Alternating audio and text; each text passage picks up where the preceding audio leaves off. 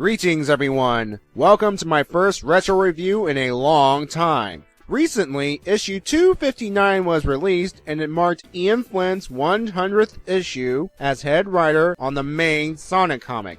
I repeat, the main comic. I'm not counting the times he wrote for spin-offs or specials, so I figure I'll review his very first issue, 160. This will be interesting to go through his debut. So with that, let's get started.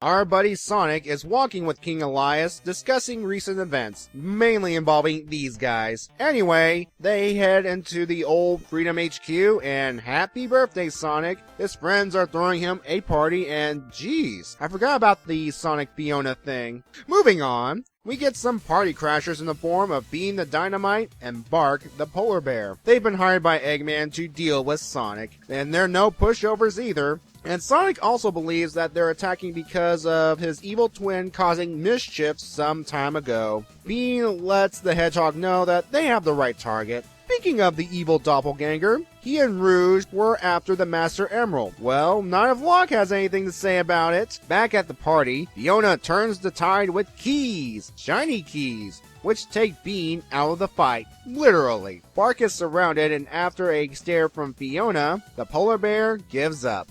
You know, it's almost like Fiona knew these guys from back in the day. Sally calls her out on it. It looks like we have another visitor. After an off-screen beating, Shadow the Hedgehog presents his prize to Sonic, and I love that line. Back on Angel Island, Rouge and Locke duke it out, leaving evil Sonic to soak up those Master Emerald energies. A pissed-off Locke responds in kind. Shadow explains that he's not here to fight, but to thank Sonic for helping Hope during a recent crisis, again involving these guys, and it's also because Hope kinda looks like Maria, so yeah. During the conversation, Bean snuck off to tell Eggman that they screwed up. Eggman sends something to finish off Sonic, and enter Croctobot.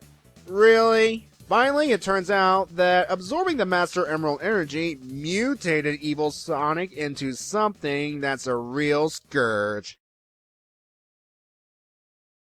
To be fair, folks, I did not read this issue when it first came out. I'd given up on the comic at that point, but when later issues pulled me back in, this was among the first I acquired. Looking back at Ian's debut, you could tell that it was written by a fanboy, and that could sometimes be a good thing. If one were to read the previous issue, while there's action and drama, it had too little fun, though some people might enjoy that in this comic. This marks the official comic debut of Bean and Bark, two obscure Sega Sonic characters that have only appeared in the game Sonic the Fighters, well, as playable characters at least. Sonic made a comment about that earlier on in the issue. Now you could tell the kind of personalities they have. Bean's the crazy bomber with a thing for shiny objects, and Bark is the strong, silent type. And it somehow works because these characters are still used to this day. Then we have this, the birth of Scourge the Hedgehog,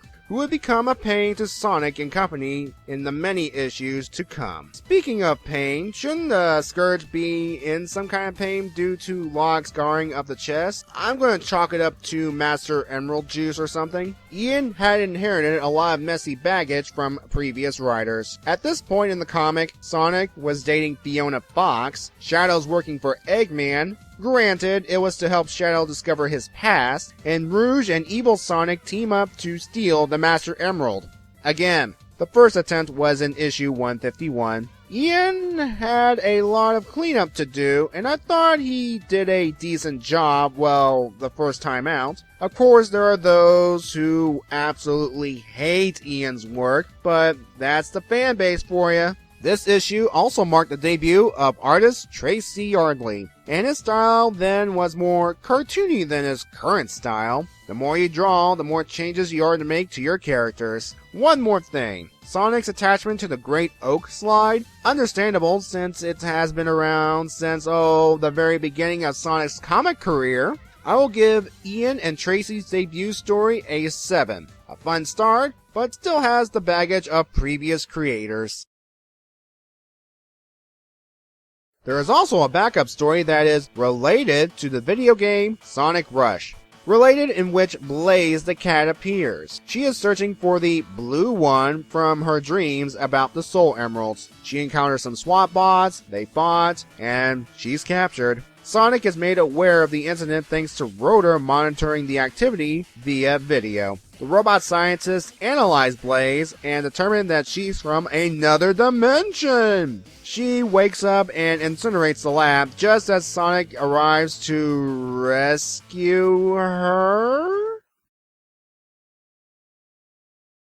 This story was written and penciled by Tanya Del Rio. At the time, she primarily worked on Sabrina the Teenage Witch. She also wrote and penciled the Stargazing backup story, which introduced Nicole's Lynx form.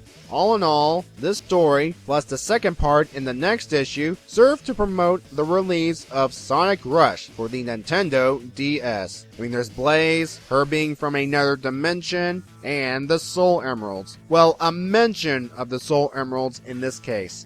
This gets a 6 because nothing really happens in this story, but the art is nice. And with that, I conclude my review of issue 160. So with that, be safe and have a good day.